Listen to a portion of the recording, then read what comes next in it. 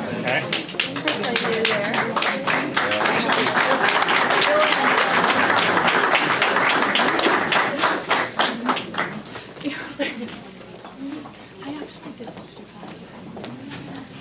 Good afternoon and welcome.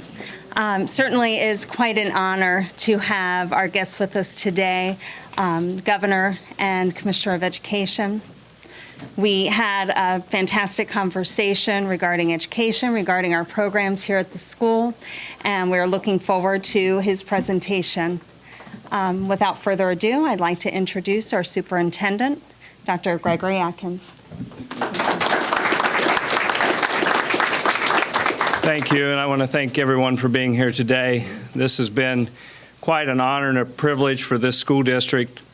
We are really proud of our many accomplishments as a district, so it's a real honor to have the governor here and the First Lady, the Commissioner of Education, and members of our local delegation. We are proud of the fact that we have had the highest graduation rate that we have seen in Lee County history.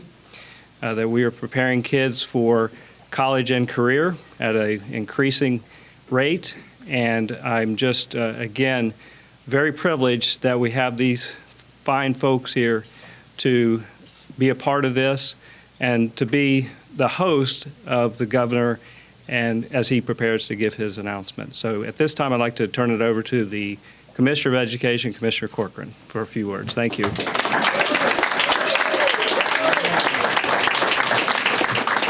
Thank you, Superintendent. It's an honor to be here with you. It's an honor to visit with the school, visit with the students. It's also great to have our leader, Dane Eagle, and Ray Rodriguez, who I've served with these guys for 6 years back when I was in the legislature, and great champions of great conservative, principle-based education legislation. And so it's great to have these guys here. And it's great to be here today for this announcement that the governor is going to make. I say to everybody, I started tweeting it, that we have the boldest #1 education governor in the entire United States of America. I tell my kids all the time, they talk about getting jobs. I say, here's my 2 criteria for getting a job. One is go where the action is. And as having someone who accepted a job with this governor, this guy's nonstop action 24 hours a day. And then the second thing is go and work for someone that you believe in. And it's so great to be able to serve on a daily basis with a governor who has a solid, principle, constitutional-based, philosophical belief in what makes America great and is passionate about teaching the heck out of our school children so that they can grow up and be great citizens, have great careers and great vocations down the road. And today I think you're going to hear one of the boldest executive orders ever. We've been stuck, as many of you know, for a long time now with Common Core. Then we rebrand it and we call it Florida Sunshine State Standard. It's all the same. It's all the same. It all needs to be looked at. It all needs to be scrutinized. And we need to sit down with the experts, the stakeholders, great superintendents, great leaders in the community, and figure out how do we write the best #1 standards in the United States of America. And this governor is about to lay that out. I'm probably stealing his thunder. I might get in trouble here. But without further ado, and it's honestly, one other thing. It's great also. You guys, she doesn't make it out to every event, but the First Lady, the events that she comes out to with regularity is when she gets to come to a school, meet with students, and encourage them to go forth and to prosper wildly. And so it's great to also have with us today the First Lady, Casey DeSantis. But with that, I give you our great governor, Ron DeSantis. Thank you. Well, thanks, Commissioner, and I really appreciate being at the school. I'm very impressed with what is going on, the students. It's really amazing, some of the programs that we have that when I was in Florida public schools, we did not have these things. And so I want to commend the superintendent, I want to commend the principal, and I want to commend the teachers, because I think this is good stuff. So one of the things that we would constantly hear about on the campaign trail is a frustration with a lot of parents in particular with this idea of Common Core and some of the testing and some of the things that go into that. And it's called Florida Standards. Today we are doing an executive order that is going to instruct Commissioner Corcoran to get to work and come up with good standards for the state of Florida, which will include eliminating Common Core and the vestiges of Common Core.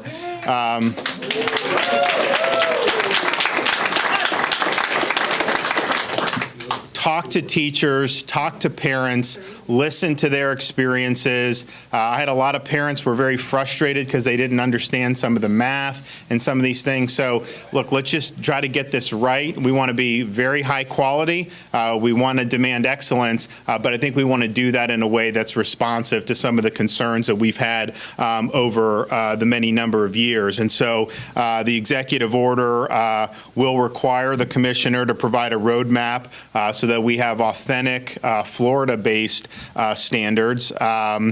He's also going to tell us how we can increase the quality of our instructional curriculum. He's going to suggest innovative ways to streamline some of the testing and to make that so that it's something that is measuring success, but we're not just teaching to a test. And then something that's really, really important to me is identifying ways so that we can really make civics education a priority in Florida.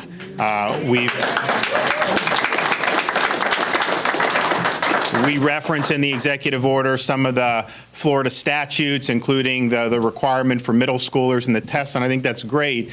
But I think when people graduate from a Florida high school, and I think some of the students here, are probably, very good in this regard, but I don't think it's true statewide. You really need to understand what makes America the country it is. We're not a country where everyone has the same religious denomination or everyone has the same ethnic heritage. What unites us, or what's supposed to, is the idea and certain principles that the country was founded on, that you see reflected in the Constitution, that have really been the focal points for a lot of the great debates we've had in the country's history. And I think it's important that when we're sending some of these students out, that they're not only prepared for a career or prepared for higher education, but they're prepared to discharge the duties of citizenship. And so civics education was something that I promised during the campaign, and I think as we go to with rewriting and figuring out what we need to do for standards and moving away from things like Common Core, I think that having civics education be a more central part in that is something that's very, very important to me. And I think, quite frankly, it'll pay dividends for us far into the future, because you can prepare people for a good job, but if we don't have folks that understand what it means to be an American, are passionate about being citizens, that really undergirds everything else that we see, whether it's economy or all these other things. So I think it's really, really important. And then the final component is that we do believe we need to increase Florida's standing in terms of literacy generally with our students, and so we're going to be working hard on that. So I think that this is a chance for us to really lead the way, but it's also an opportunity for Floridians to provide input to the commissioner, and we want to hear from you because I think we want to do this right. This is not going to be something that is going to be dictated by the federal government. It's going to be something that is going to spring up from the communities here in the state of Florida. So I'm here to say, when you complained about Common Core, I hear you. I told you I'd do something about it, and today we are acting to bring those promises into a reality. And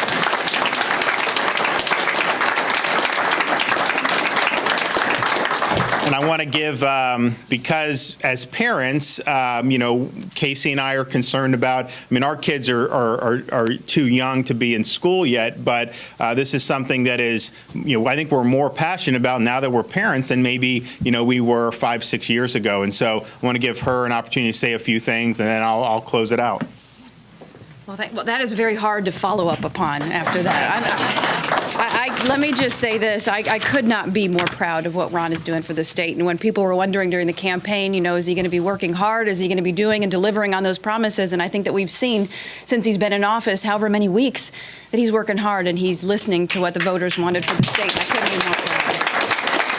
You know, as a mother of 2 young children, Madison and Mason, Madison, by the way, is 2 years old, and she is very opinionated for being 2 years old. I'm just going to say that. And our 10-month-old Mason, you know, and I'm a product of the public school system, and making sure that our children have a good foundation and a good education, of course, is crucial for us and for parents all across the state. And after all, I would say is that our children are our biggest investment in our future. And when we find that the ways in which we're doing things and are educating our children is not really bearing fruit in the way that we think that it should, it's really incumbent on us to make sure that we're getting it right, not only for our children, but of course for the future of the state. And so, you know, Ron talked about the civics education. That's so important, that they need to understand the unique principles in which this nation was founded. And, you know, if they want to live the American dream, they need to understand the American dream. They have to appreciate it, and they need to be able to defend it. And so I am very excited. I'm blessed to be here. I'm blessed to be married to a great governor, the mother to 2 beautiful kids, and I'm excited for Florida's children going forward. So thank you, guys. So we're happy to be here and to make this announcement. This is the second education announcement we've made this week. Yesterday we were in Tampa to do a really path-breaking announcement about career and technical education.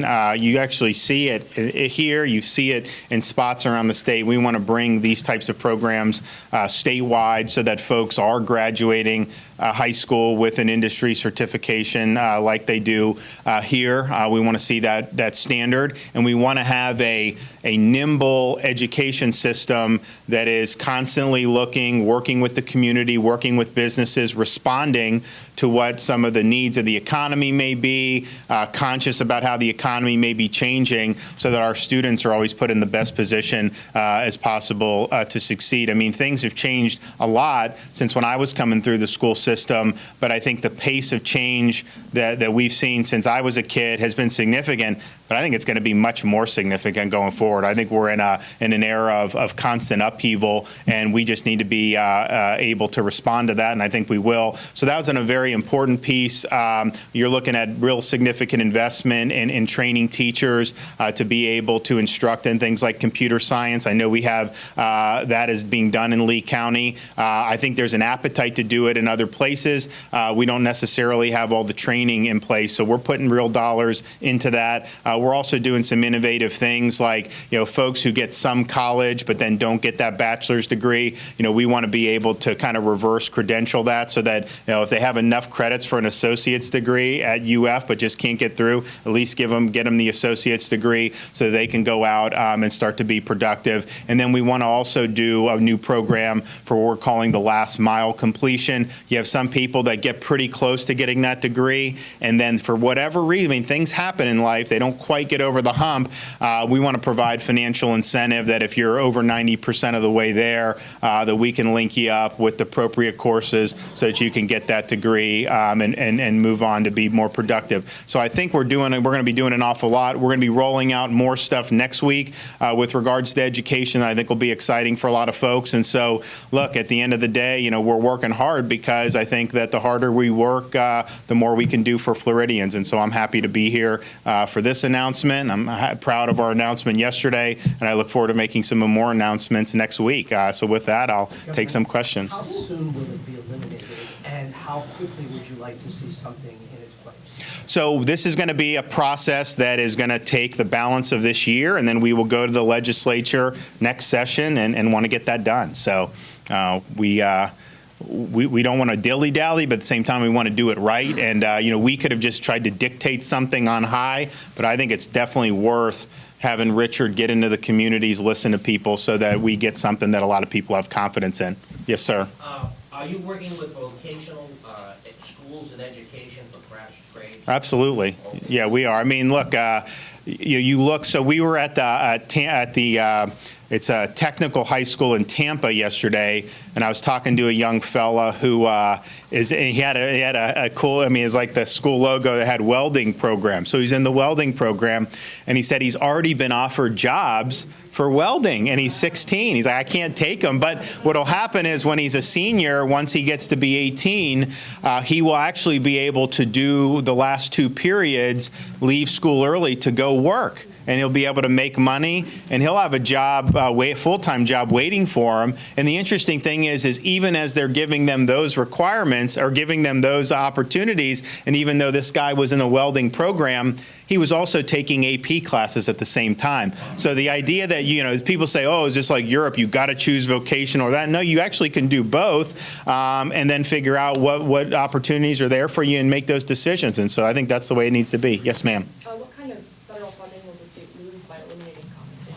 I don't think we're going to lose any. I mean, the president is opposed to Common Core, and I think our standards will be much higher in many respects, but I think it'll be standards that are more reflective of what the folks are looking for, and I think it'll be more geared towards, knowledge rather than just maybe teaching to a test.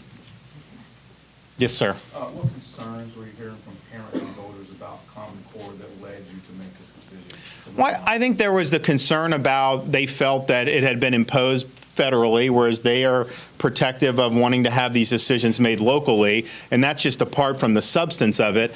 But then also you would have situations where parents did not like some of the curriculum. I mean, they had trouble even doing basic math to help their kids.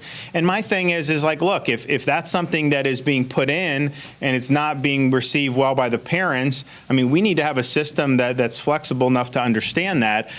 So, there were a lot of different things I think that people said, and part of it is when you go through the process the right way, even if people don't agree with everything that we end up doing, at least they'll feel like they were listened to. And I think with Common Core, a lot of people just didn't feel like anyone was listening to them. And I think that's a big, big problem. Yes, sir. It appears to me from the studying I've done on the subject that literally every public school in the state chooses books from a Florida Department of Education approved list. Will that be opened up so they can pick any books they choose?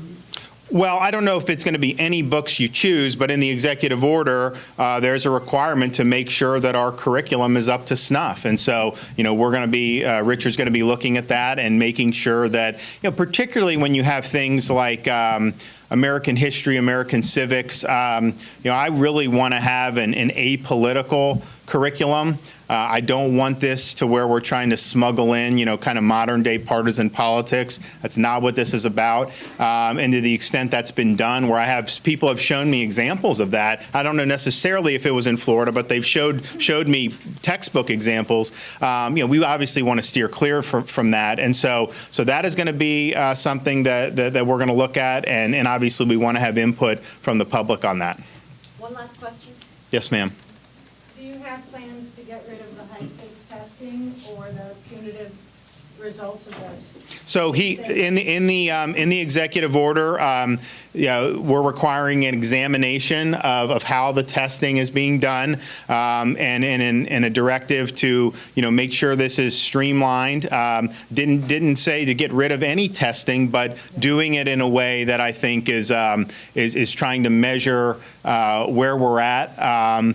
But we don't want to get in a situation where, the test is everything, and yet you're really teaching to a test. This should be something where, students just have the knowledge. You could test them tomorrow or 2 weeks from now, and they wouldn't have to study for it because they would just know it. That is the type of knowledge, I think, that really carries with students more. And I just found that, anytime if I just cram for a test, take the test, and I forget, what I had learned pretty much. So we don't want to do that. But that'll be because I know people had concerns about the testing. Well, this is the opportunity for people to have their voices heard, and I know Richard is going to be working very hard to develop a good approach in that respect. So I think at the end of this, I think what we can come up with is really putting Florida at the forefront. I mean, we're gonna demand excellence, but we're going to do it in a way I think that's been responsive to a lot of the concerns that folks have. So thank you all for coming out, and there'll be more announcements to come.